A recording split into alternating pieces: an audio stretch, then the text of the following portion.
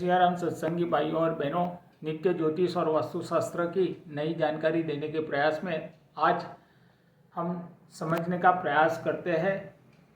योग्य उम्र होने के उपरांत देखा गया है कई युवक और युवती को शादी में कई सारी दिक्कतें अड़चने आती है और एक योग्य उम्र निकल जाने के बाद ही शादी में कुछ सही परिणाम मिलते हैं, अर्थात दाम्पत्य जीवन उनका शुरू होता है। विशेषकर यह सब 30 या 32 के बाद दाम्पत्य जीवन का आनंद वो उठा पाते हैं। तो यहाँ समझने का प्रयास इतना ही करते हैं, जन्म पत्रिका में किस प्रकार के ग्रह रहने से युवक और युवती को यह समस्या से जूझना पड़ता है। जन्म पत्रिका में देखा जाए कोई भी युवक या युवती अगर मांगलिक है, मांगलिक अर्थात केंद्र स्थान, लग्न स्थान, चतुर्थ स्थान, अष्टम स्थान और 12वां स्थान में युवक के मंगल महाराज की उपस्थिति रहने से ऐसा कहा जाता है कि यह जन्म पत्रिका मांगलिक है, अर्थात यह लड़का या लड़की मांगलिक है। वैसे मंगल दोष का परिहार कैसे, किन अवस्था में यह दोष लगता है नहीं लगता है, वह एक अलग विषय हो जाता है।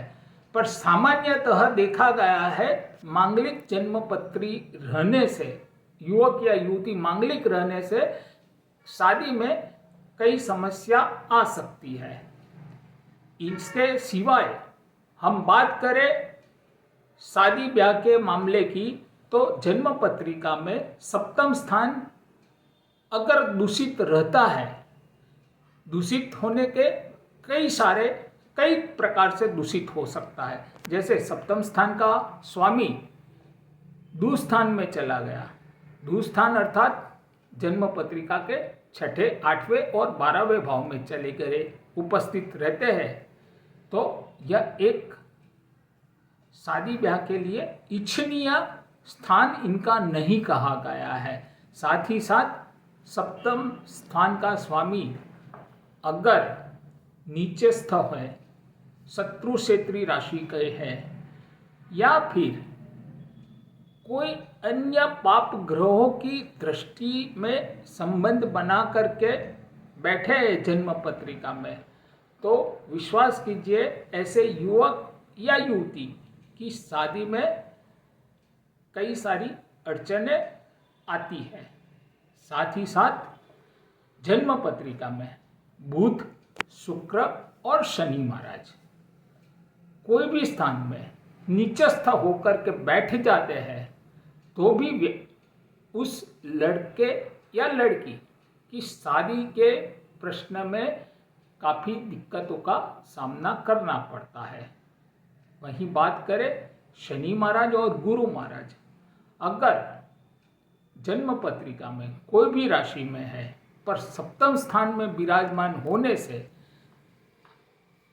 हम सभी को पता है शनि महाराज जहाँ जन्म पत्रिका में बैठ जाते हैं उस स्थान के फल की वृद्धि करते हैं।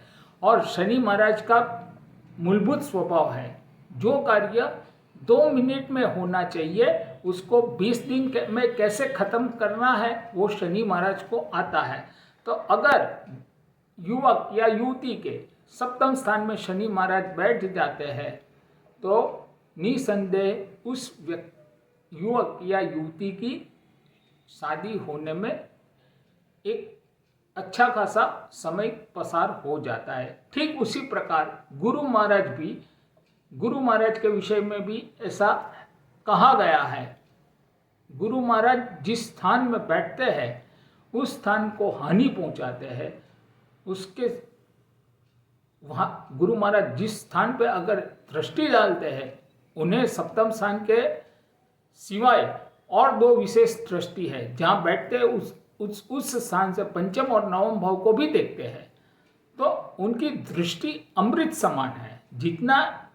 जिस स्थान में बैठने से उस स्थान को जितना हानि पहुंचाते हैं उससे कई गुना ज़्यादा वो जिस स्थान पे दृष्टि डालते हैं उस स्थान को अमृत समान फल मिलते हैं।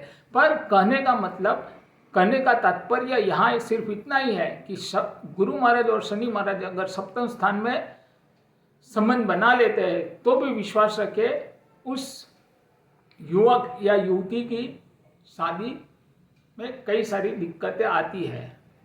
बात करते हैं चंद्र और शुक्र महाराज की युति जन्म पत्रिका में कोई भी स्थान में हो जाती है, ठीक उसके वह युति के ऊपर अर्थात चंद्रमा और शुक्रमा की युति जन्म पत्रिका में कोई भी स्थान में हो, पर मंगल या शनि देव की कोई भी प्रकार की दृष्टि, जैसे सप्तम स्थान को तो देखते ही है हर ग्रह, पर मंगल और शनि महाराज को कुछ विशेष दृष्टियां भी प्राप्त हुई है, तो उन विशेष दृष्टि से भी अगर चंद्र और शुक्र देव को मंगल और शनि देव देख लेते हैं तो चंद्र और शुक्र देव निसंदेह दूषित होते हैं, और यह दूषित होने के कारण शादी ब्याह में कई सारी समस्याएं खड़ी हो सकती है।